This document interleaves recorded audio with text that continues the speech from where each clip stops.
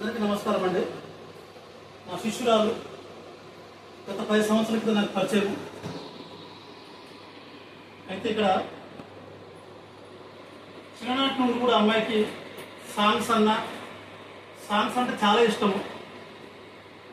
మరి ఈరోజు నేను చిన్న సాయం చేసినందుకు నన్ను గుర్తుపెట్టుకొని తన యొక్క ప్రతి ఇంటర్వ్యూలో కూడా వాళ్ళ అమ్మ నాన్న తర్వాత నా పేరు అక్కడ అనౌన్స్మెంట్ చేయడం నాకు చాలా గర్వంగా ఉన్నది. నా 20 సంవత్సరాల టీచింగ్ ఫీల్డ్లో నాకు దక్కిన గౌరవం. అయితే ఫస్ట్ టైం నేను నా యొక్క శిష్యురాల్ని ఇంటర్వ్యూ చేయబోతున్నా. ఇది నా ఫస్ట్ ఇంటర్వ్యూ. నేను ఎంతోమందికి పాఠాలు చెప్పినా కానీ నాకు ఇంటర్వ్యూ అనేది కొత్త. చూద్దాం. ఝాన్సీ, ఫస్ట్ ఆఫ్ ఆల్ మీ గ్రామ నేపథ్యం, తర్వాత అమ్మ తరపున సైడ్ ఎవరైనా, లేకపోతే నాన్న సైడ్ ఎవరైనా, అంటే అమ్మమ్మ సైడ్ కానీ నాన్నమ్మ సైడ్ కానీ ఎవరైనా పాటలు పాడేవారా, లేకపోతే మీ ఊరు మీ గ్రామం యొక్క నేపథ్యం ఏంటి, మీ గ్రామంలో మీ ఇరుపక్కల ఎవరైనా ఇరుపూరు వారైనా పాటలు మీరు చిన్నప్పటి నుంచి చూసారా, లేకపోతే నెక్స్ట్ మీరేమైనా అమ్మమ్మ ఇంటికి వెళ్ళినప్పుడు కానీ అక్కడ ఏమన్నా ఇన్స్పైర్ అయ్యారా? అయితే ఇక్కడ నాకు కావాల్సిందంటే మీ గ్రామం యొక్క నేపథ్యం ఏమవుతుందంటే ఇక్కడ ఎంతమంది కానీ ఉద్యమ నాయకులు కానీ, ఉద్యమకారులు కానీ, లేదా గాయని కానీ ఉన్నారా? అసలు ఫస్ట్ మీ గ్రామానికి తరఫున మీ గ్రామాన్ని దృష్టిలో పెట్టుకొని నాకు తెలియపరిచిన తర్వాత మీ గ్రామాన్ని దృష్టిలో పెట్టుకొని ఒక పల్లె సాగు పాడతారు.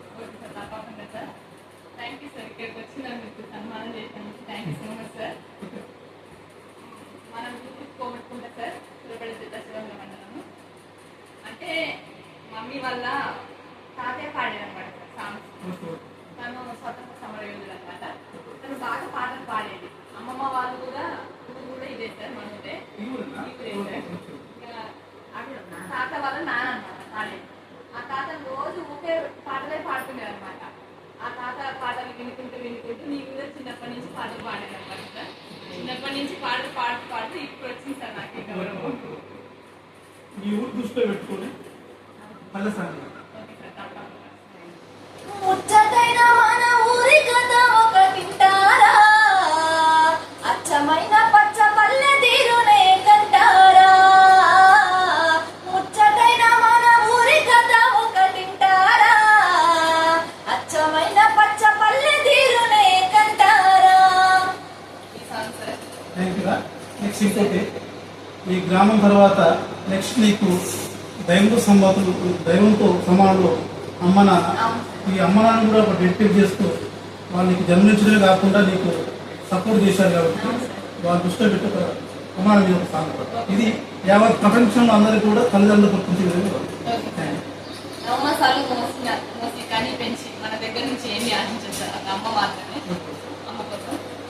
తల్లి గర్భాగుడిలో ఉన్నప్పుడు రక్తముద్దై ఎదుగుతున్నప్పుడు నవమాసాలు నిండుతున్నప్పుడు అమ్మాయిగా నేను కడుపులున్నప్పుడు కత్తి మీద సాము చేసినట్టుగా కొండంత నొప్పులు అమ్మ తీసుకుంటూ జన్మనిచ్చి కొత్త లోకాన్ని చూపెట్టి సచ్చిన శవములే సోమసిల్లునమ్మ. అమ్మంటే ఎంత గొప్పదో బ్రహ్మకైనా వర్ణించవశమౌనా. ఎన్ని జన్మాలున్న కవులు కలములు అమ్మ ప్రేమను రాసిన తరుగునా. పొద్దున లేచి నీ నామమును తలిచి నిన్ను పూజించిన నీ రుణము తీరునా అమ్మా.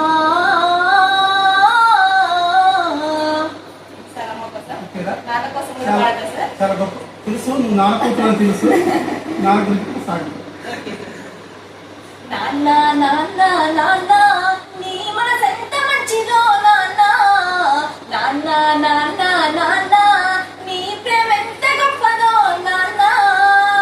మేము చిన్ననాటి నుండి నేటి వరకు మేము కోరుకున్నదేది కాదనలే. నీ ఎదల ఎంత బాధ ఉన్నా గానీ మా క్షేమమే నువ్వు కోరుకుంటావు.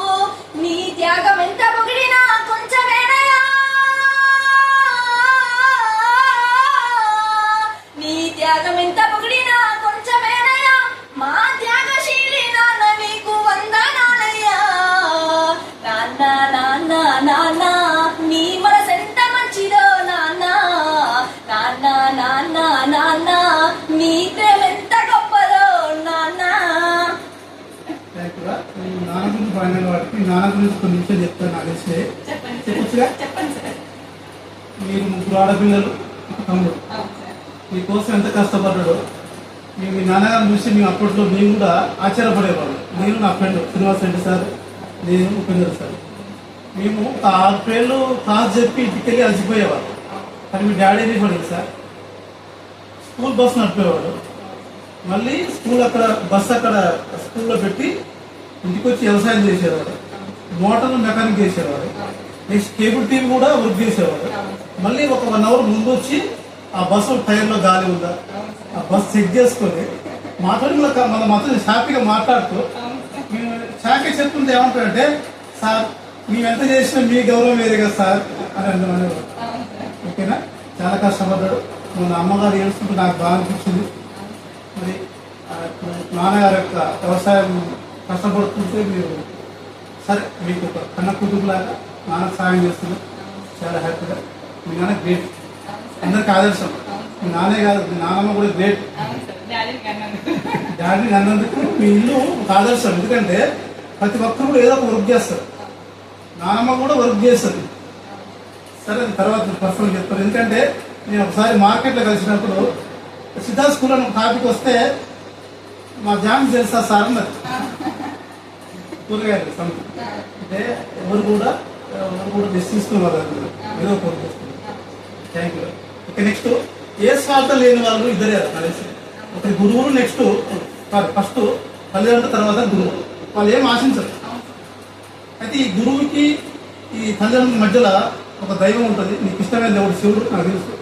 శివుడు దాదాపుగా నువ్వు ప్రైమరీ కానించి గ్రాడ్యుయేట్ డిగ్రీ వరకు ఎంతో మంది గురువులు టీచర్లు నీకు బోధించారు. వారిని దృష్టిలో పెట్టుకుని గురువులో దొరుకుతారు. అందరూ నేను ప్రైమరీ స్కూల్లో ఉన్నప్పటి నుండి గ్రాడ్యుయేట్ పీజీ వరకు కూడా అందరు సార్ వాళ్ళు ఎంకరేజ్ చేసేది సాంగ్స్ పాడాలి డాన్స్ అని. కాకపోతే ఎక్కువ రమేష్ సార్ నన్ను ఎక్కడ ఏ ప్రోగ్రామ్ జరిగినా కానీ తన బైక్ మీద తీసుకెళ్లి సార్ పాట పాడించుకొని ప్రైజ్ వచ్చి ప్రైజ్ ఇప్పించి మరి నన్ను ఇంటి దగ్గర స్కూల్ దగ్గర డ్రాప్ చేసి డాడీ దగ్గర వెళ్ళేది. Thank you so much sir. గురువులందరికీ డెడికేట్ చేస్తూ ఈ పాట. తరగతి గదిలో తలరాతలు మార్చేటి గురువులారా, విశ్వానికి విజ్ఞానం అందించే ఆది గురువులారా. తరగతి గదిలో తలరాతలు మార్చేటి గురువులారా, విశ్వానికి విజ్ఞానం అందించే ఆది గురువులారా.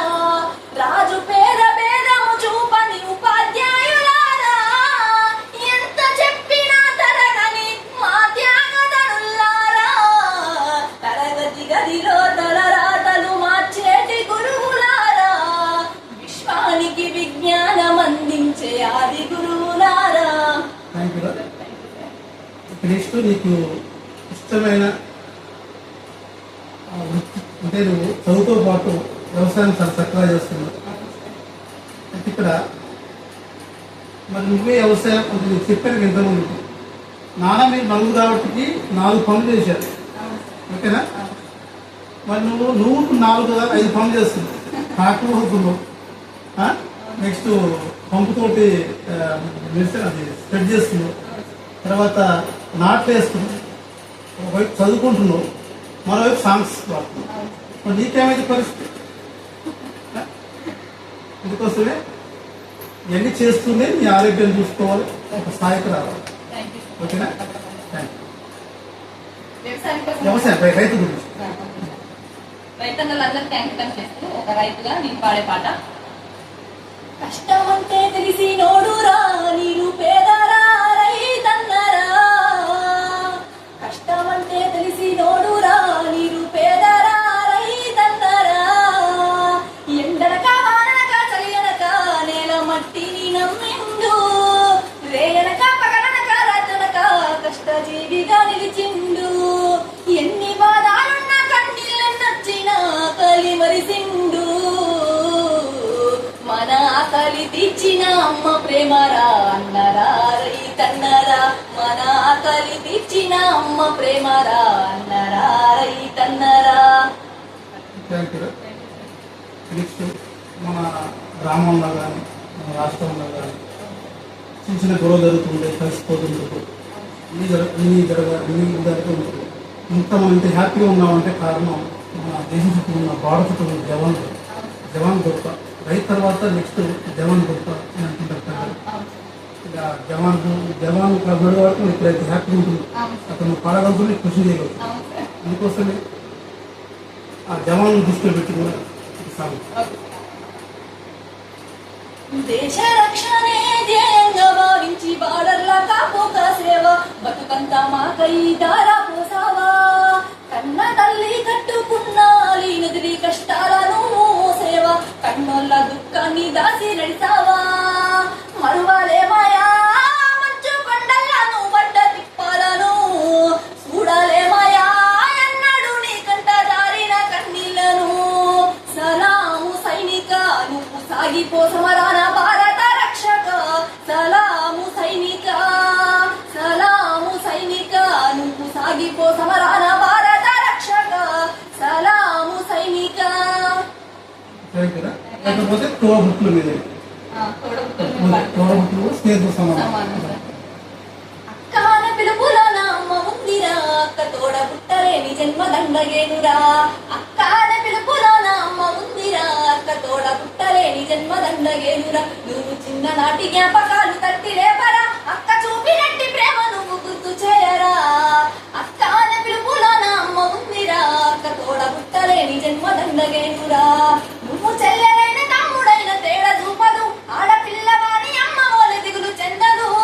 ముందు నిన్ను చూసి మురిసిపోవు అక్క ఏనులే, తోడు వచ్చేదాని ఊరి వాడ చెప్పువచ్చులే.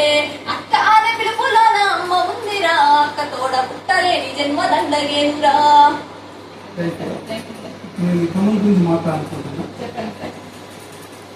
అప్పుడు నేను నిన్ను తీసుకెళ్ళాను, నా డ్యూటీ తమ్ముడు చేసుకుంటాను. మొన్న మీరు చెప్తున్నారు కదా, మాకు ఇంట్లో సంతోష్ బ్రదర్ ఓకేనా. అయితే నేను ఏమంటుంటే తమ్ముడికి ఇంకో టైం నుంచి చెప్పాలి, నీ ప్లేస్లో తమ్ముడు వస్తే నువ్వు వచ్చేదాన్ని కదా కొంచెం, ఓకేనా. నేను మిస్ అయ్యేవాళ్ళు ఈ సింగర్ని, ఓకేనా. నువ్వు ఆ తమ్ముడికి నువ్వు థ్యాంక్స్ చెప్పాలి, ఓకేనా. రైట్. ఓకే, నెక్స్ట్ ఇప్పుడు ఆడపిల్లలు అంటేనే అమ్మ ఆడపిల్ల అంటే ఈ పనులు చేయలేస్తుందా చేయలేదా అంటే కడుపులు ఉండగానే ఆడపిల్ల అంటే అపాసలు చేపిస్తారు సార్.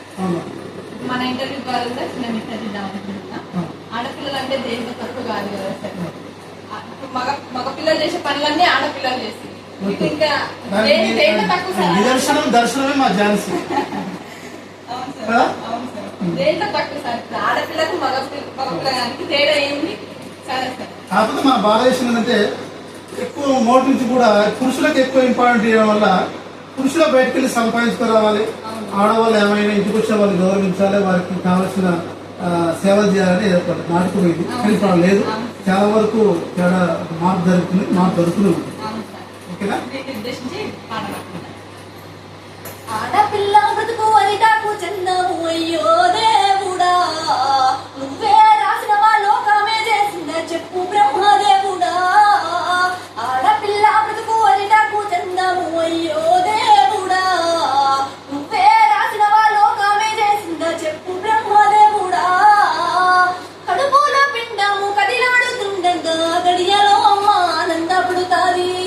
దావకానకు నాన్న తీసుకెళ్ళినప్పుడు స్కానింగులో ఆడపిల్లని తెచ్చిరి. విజ్ఞాన కాలంలో అజ్ఞానము పెరిగే అయ్యో దేవుడా, కడుపులో పిండాన్ని కత్తులతో కోసిండ్రు ఎట్లా బ్రహ్మదేవుడా. ఆడపిల్ల బ్రతుకు అరిటాకు చందము అయ్యో దేవుడా, నువ్వే రాసినవా లోకమే చేసిందా చెప్పు బ్రహ్మదేవుడా. దాదాపు ఒక 5 సంవత్సరాలు కావచ్చురా నేను చూడక. అయితే నేను కొంతమందితో నేను వాకప్ చేస్తుండేవాడిని, కానీ నాకు నా దగ్గర నెంబర్ లేదు. అయితే ఇక్కడ ఝాన్సీ గోలు ఎస్ఐ అని విన్నాను. నేను 2004 సంవత్సరంలో ఎవరు చెప్పలేదు. నేను ఎస్ఐ అవడానికి రామంతపూర్ వెళ్ళాను, ఒక సక్సెస్ ఇన్స్టిట్యూట్. అంటే మా ఫ్రెండ్ అక్కడ ఎస్ఐ జాబ్ పెట్టాడు సతీష్ అని. ఇప్పుడు సిఐ అయ్యిండు, రేపు ఫ్యూచర్లో డిఎస్పీ అయిపోయి.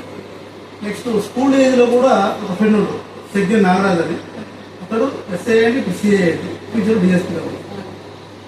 అయితే వాళ్ళు నన్ను ఎంకరేజ్మెంట్ చేసేవారు బాగా. హైట్ ఉన్నావు అంటే వెళ్ళాం, ముగ్గురు ఫ్రెండ్స్ వెళ్ళాం. ఒకప్పుడే వైఎస్ రాజశేఖర్ గారు గెలిచారు, అంత ముందుకు ఆ పోస్టులు పడ్డాయి. ఒక మళ్ళీ అక్కడ వెయిట్ చేశాం, కానీ ఆ పోస్ట్ వాళ్ళు వేయలేదు. నెక్స్ట్ మళ్ళీ రావడం, ఇంకా నా మ్యారేజ్ కావడం, ఇంకా మళ్ళీ స్కూల్ రావడం జరిగింది. ఓకేనా. ఇప్పుడు నీ మొన్న ఒకసారి వీడియో చెప్పాను, ఝాన్సీ నా హైట్ నట్టున్నారు అన్న అనేసరికి అప్పుడు అనిపించింది. నేను అప్పుడే చెప్తాను అనుకున్నా, కానీ అమ్మాయి సింగర్ కదా ఏమనిపిస్తుంది నాకు తెలిసి, నాకు కొంచెం సెన్సిటివ్ మైండ్ కాబట్టి ఇబ్బంది పడుకోవాలని చెప్పానులే. కానీ అనుకున్న జస్ట్ ఒక 1 వీక్కే నేను ఎస్ఐ అనేసరికి ఎస్ఐ ఝాన్సీ అనేసరికి చాలా సంతోషపడ్డా. ఓకేనా. నేను కాకపోయినా నువ్వు అవుతున్నందుకు నాకు చాలా సంతోషం. ఇప్పుడు మా బాబు అయినా కానీ అయినా కానీ నాకు సంతోషం. అంటే మామూలుగా కానిస్టేబుల్ ఏం చేస్తారు డిపార్ట్మెంట్ చాలా సంతోషం ఉంటుంది. నాకు సినిమా డైరెక్టర్ అనుకున్నాను ఫస్ట్లో. సినిమా బాగా చూసేవాడు, సినిమా చూసేవాడిని కాదు ఆ పేరు చూసేవాడిని. డైరెక్టర్ ఎవరు, నెక్స్ట్ నిర్మాత ఎవరు, పబ్లిసిటీ ఎవరు, అది బాగా ఇంట్రెస్ట్ ఉన్నమాట. అలా చూసి అనుకున్నాను కానీ కాలేదు. ఎస్ఐ అనుకున్నా కాలేదు. లాస్ట్ మీ గురువు అయ్యింది. మా గురువు అనేది మాకు చాలా హ్యాపీగా ఉంది సార్. ఒకవేళ మీరు ఆ సినిమా డైరెక్ట్ అదేదైతే మా గురువు కాలేకపోయింది, మా గురువు అయ్యి మా టాలెంట్ బయటికి తీసుకొచ్చాను. నేను నీకు గొప్ప విషయం చెప్తాను. అదేంటంటే నా గొప్ప సరే వినేవాళ్ళు చూసే వాళ్ళకు కాకపోవచ్చు. మనం చాలాసార్లు ఎక్కువ జడ్పీ బాయ్స్ స్కూల్కి వెళ్ళేవాళ్ళు, తర్వాత గ్రంథాలకి సైన్స్ పేరెంట్ అప్పుడప్పుడు తక్కువ. అయితే మనం గ్రంథాలకి వెళ్ళినప్పుడు మనం వెళ్ళిన తర్వాత నాకు రీసెంట్గా అనుభవం జరిగింది. వెళ్ళిన తర్వాత ఒక టైం ఉన్నసరికి నేను బయట కూర్చోను. నేను లోపలికి వెళ్ళి పేపర్ చదువుకున్నాను, గ్రంథాలయం ఏముంది చదువుతుంటే ఒకసారి నా దగ్గరికి వచ్చి టీ ఇస్తుండు, బిస్కెట్ ప్యాకెట్ ఇస్తుండు. చూస్తే పక్కన ఎవరు తీయట్లేదు. ఎవరు ఇచ్చేవారంటే బయట మీ స్టూడెంట్స్ ఉంది అనేసరికి నేను చూసేప్పుడు నా వైపు చూస్తాను అక్కడి నుంచి. ఓకే అంటే సార్ కూడా గౌరవం అవుతారన్నమాట. ఓకేనా. చాలా సంతోషం అనిపించింది. నాకు మొన్న కూడా అంటాడు సార్ బాబురా సార్ అని అతనికి గుర్తుపట్టలేదు, అతనే గుర్తు చేసిండనమాట. సార్ మీ స్టూడెంట్స్ తీసుకొచ్చారు కదా సార్, సాంగ్స్ బాగా పడతారు సార్, అందుకే నా ఫస్ట్ వాడికి ఇచ్చేవారు, లాస్ట్కి వస్తారు లాస్ట్ వాడికి ఇచ్చేవారు. అంటే ఏమంటుంది సార్ అమ్మాయి పాడిన తర్వాత ఆ పాఠానికి ఏమి ఉండదు, అందుకే మీరు లాస్ట్ వాడికి ఇచ్చేవారే వాళ్ళు. నిజం అంటే ఎందుకంటే అమ్మ వెయిట్ చేసేవాళ్ళు అన్నమాట. నెక్స్ట్ జడ్పీ బాయ్స్ లో కూడా సాంగ్స్ పాడుతుంటే నేను లాస్ట్ కూడా చూసేవాళ్ళు. ఎవరెవరు అనుకుంటున్నాడు వాళ్ళు అనుకున్నామంటే ఈ అమ్మాయి రాకపోతే మనసుకుంటూ వచ్చేది ట్రైన్ అని ఎన్నోసార్లు అనుకుంటుంది. కాబట్టి ఎప్పుడు చెప్పాలంటే చెప్తే ఎవరు నమ్మేవాళ్ళు కాదని. ఇప్పుడు ఒక స్థాయికి వచ్చింది కాబట్టి కంపల్సరీ నమ్ముతారు. ఎందుకు నమ్ముతారంటే నా స్టూడెంట్ ముందు చెప్తున్నాను కాబట్టి. ఓకేనా. అరే ఇప్పుడు 20 years ఈ లైఫ్లో సరే ఏదో అచీవ్మెంట్ సాధిస్తుంది. మీకు కీలకమైనది వచ్చే 5 years. ఈ 5 yearsలో నువ్వు సాంగ్స్ అన్నా స్థాయికి వెళ్ళాలి, లేకపోతే నీ గోల్ ఎస్ఐ అయినా సాధించాలి. ఓకేనా. ఇప్పుడు ఇన్నేళ్ళు అమ్మ కోసమో లేకపోతే సమాజం కోసం పాటలు పాడటం, ఈ 5 ఏళ్ళు నీ కోసం. ఎందుకంటే ఈ 5 ఏళ్ళు నీ కోసం కష్టపడితే ఇంకో 30-40 ఏళ్ళు మళ్ళీ సమాజం కోసం కష్టపడతావు. ఓకేనా. గుర్తుపెట్టుకో, నువ్వు ఏ స్థాయి ఉన్నా కానీ మీ తల్లిదండ్రుల తర్వాత, మన స్కూల్ తర్వాత, గురువు తర్వాత నాకు 3వ ఛాన్స్ అంటే మా గురువు రమేష్ సార్ గారు. ఓకేనా. థ్యాంక్స్.